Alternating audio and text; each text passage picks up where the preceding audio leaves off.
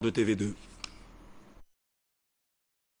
Tout au début du 4e trimestre de l'an 2012, un incendie s'était déclenché dans la partie nord du marché de Montbouette, causant ainsi plusieurs dégâts matériels. Cette situation avait mis devant le fait accompli l'équipe municipale actuelle qui avait fait la promesse de construire un nouveau bâtiment sur ce site. Mais 5 mois après, qu'en est-il de cette promesse de la municipalité de Libreville? Au mois d'octobre, si j'ai bonne mémoire, sûrement le 16, il y a eu un incendie au marché de Montbouette.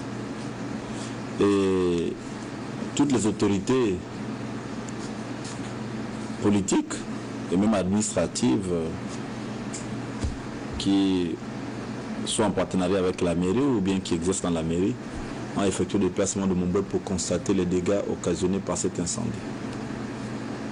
Sur ce, le maire de Libreville, en accord bien sûr avec notre tutelle administrative, c'est-à-dire le ministère de l'Intérieur, nous avait instruit, le maire, nous avait instruit de rechercher des opérateurs qui étaient aptes à répondre dans le besoin immédiat sur de construire des nouveaux bâtiments en matériaux durables pour que nous ne puissions plus vivre ce genre d'événement. À quoi ressemble réellement ce nouveau bâtiment? À ce que je sache, le bâtiment serait de 3 niveaux qui égorgerait en son sein 300 box, 150 kiosques, 33 toilettes et 2 locaux qui sont réservés uniquement pour les services de sapeurs-pompiers pour prévenir en cas d'incendie, ce que nous avons pu déplorer il y a quelques mois.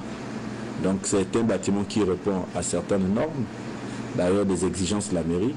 Et sachant qu'il y a une forte communauté musulmane dans l'enceinte du marché, l'opérateur avec qui nous avons discuté a consenti, lui, à ériger au dernier étage une mosquée.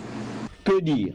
Du moins, en ce qui concerne les mesures de sécurité des futurs occupants de cet espace. Il y a un autre bâtiment qui est en construction, au niveau de la surveillance générale, où il y aura une infirmerie municipale, pour les premiers soins des agents, parce que vous savez, le marché est fréquenté par toutes sortes de personnes, parfois pas de personnes de bonne moralité.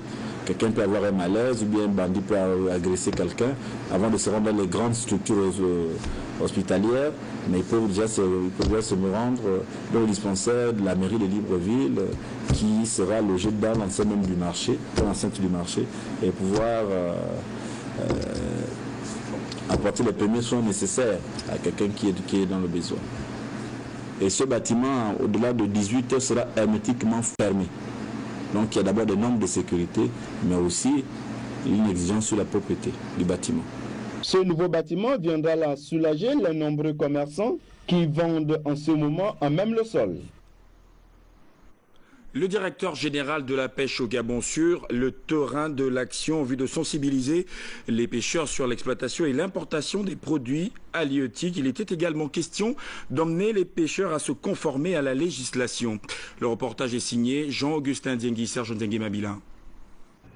La descente sur le terrain des agents de la Direction générale des pêches et de l'aquaculture vise essentiellement à sensibiliser les commerçants, notamment ceux qui exportent la sardine fumée, sur la nécessité de se conformer à la législation en vigueur en matière d'import et d'export des produits halieutiques. Il faut un agrément sanitaire, c'est le bon terme, il faut un agrément sanitaire.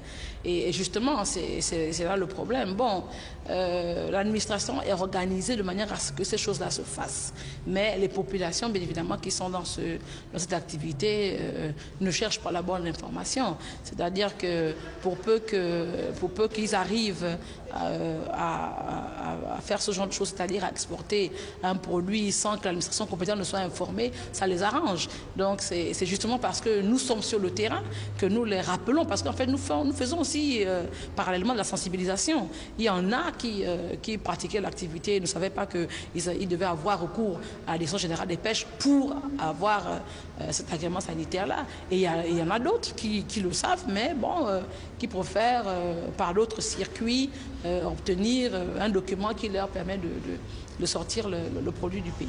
Cette opération est aussi une opération de sensibilisation pour amener ces personnes-là à justement se conformer à la législation en vigueur qui veut qu'un agrément sanitaire délivré par la Direction générale des pêches, donc spécifiquement par le service de la qualité des inspections sanitaires, donc le SKIS, leur soit remis pour leur permettre de sortir le produit du pays. C'est donc cet agrément sanitaire qui doit être présenté en cas de contrôle. À la direction générale des pêches, il y a une direction technique qui est la direction de la qualité et des inspections sanitaires. Et cette direction a comme mission de contrôler l'importation et l'exportation de la délivrance des certificats sanitaires d'origine. Ça veut dire que si on doit importer ou exporter un produit, il faut que ces services de la direction générale des pêches puissent contrôler si effectivement vous avez un certificat sanitaire ou pas.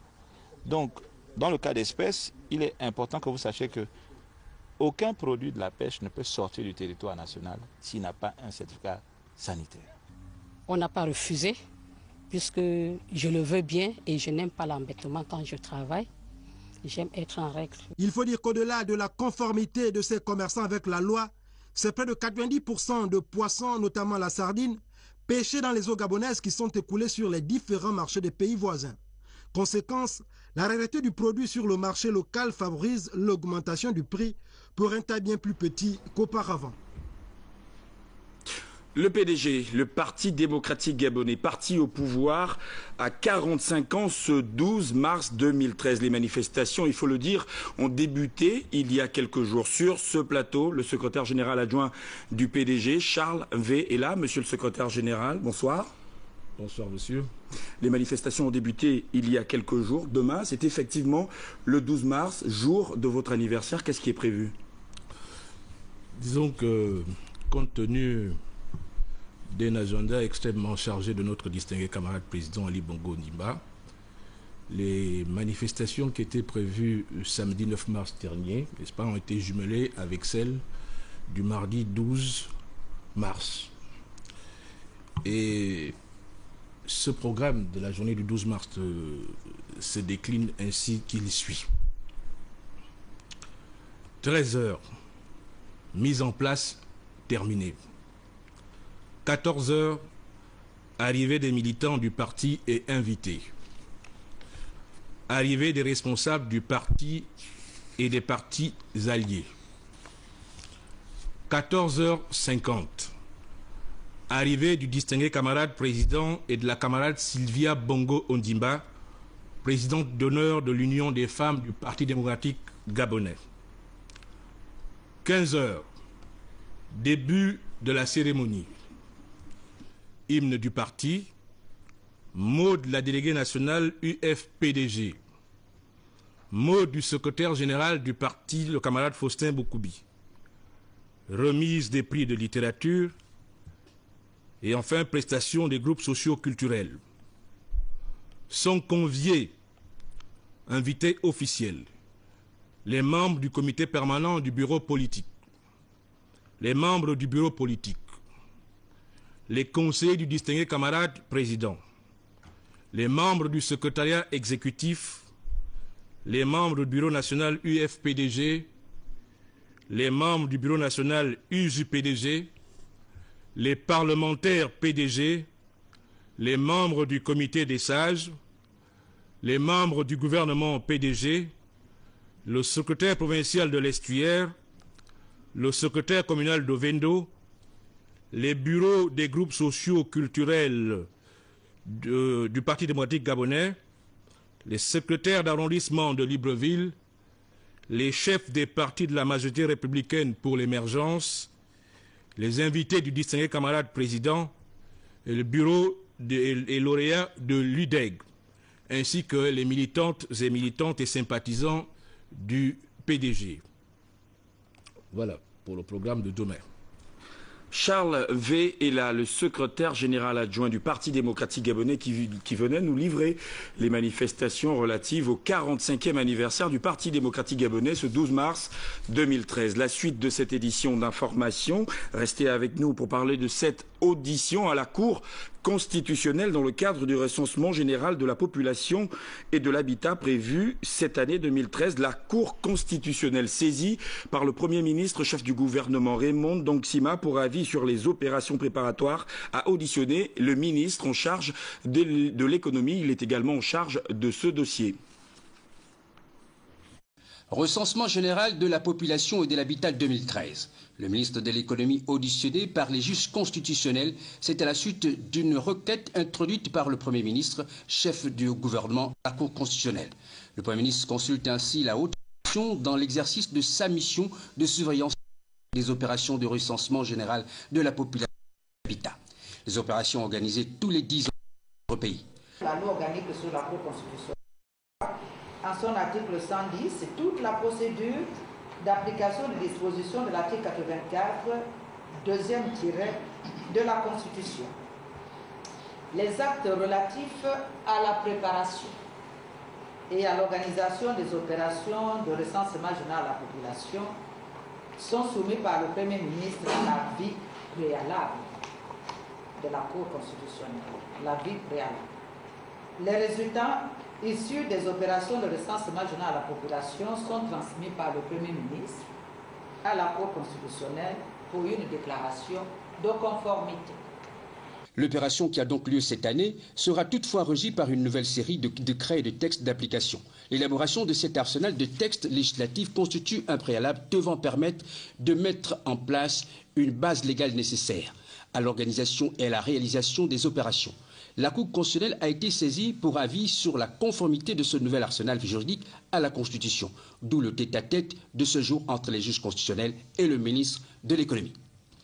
Nous avons écouté les observations de la Cour, qui a fait des suggestions très pertinentes qui vont contribuer à améliorer le texte que nous avons proposé. Nous allons tout faire pour que ce recensement se passe mieux que celui de 2003, parce que vous savez que les résultats du recensement sont très importants à plusieurs titres, à la fois pour les analyses, à la fois pour l'élaboration des politiques, mais aussi pour le suivi, la mise en œuvre. On a besoin de statistiques fiables, en particulier dans le domaine démographique. Et même au niveau international, il y a un indicateur qui est souvent utilisé, qui est le PIB par tête. Il est très controversé, mais il est très utilisé. Alors ce PIB par tête, si vous ne connaissez pas la population, ça pose des problèmes. L'indicateur ne peut pas être cohérent. En 2003, le recensement général de la population était gangréné par un certain nombre d'écueils. Vu l'importance de la question, les juges ont voulu que le ministre s'approprie tous les contours relatifs au sujet, afin d'éviter tout dérapage et autres manquements. Le mérite est ici de résoudre cette équation avec assurance. Léon Baz de Libreville, Micheline Baz, l'ambassadeur du Liban, au terme de sa mission diplomatique en terre gabonaise, est allé faire ses adieux au président de l'Assemblée nationale ce matin. Le compte-rendu presse Assemblée nationale, Jules Daflor Ondembe, Amédée Mavungu. Arrivée au Gabon en 2008, Micheline Baz, ambassadeur extraordinaire et plénipotentiaire du Liban au Gabon, quitte définitivement notre pays. Reçue au cabinet du président de l'Assemblée nationale, la diplomate libanaise est venue faire ses adieux au numéro 1 de la représentation nationale, M. Guizouba Ndama. Cet entretien a permis aussi de faire une mise au point ou un état des lieux des bonnes relations libano-gabonaises qui existent entre nos deux pays. Nous avons évoqué aussi les possibilités de pouvoir renforcer le partenariat libano-gabonais à titre gouvernemental et étatique. Et puis aussi présenter, si je peux dire, rendre hommage au président et à tous les membres pour le travail édifiant, législatif qu'ils ont accompli durant des moments vraiment très sensibles de ces dernières années de l'histoire du Gabon, et toujours dans le respect de la Constitution, de la loi fondamentale et au regard aussi de la démocratie. Et je félicite vraiment, je salue son Excellence le Président et les honorables membres pour le travail formidable et remarquable qu'ils font pour que le Liban continue et évolue dans la démocratie, la paix et la stabilité. Durant ces 5 années au Gabon, l'ambassadeur du Liban a œuvré pour le renforcement des relations entre nos deux pays. Appelée à servir en Jordanie, Micheline Baz part de Libreville avec le sentiment du devoir bien accompli.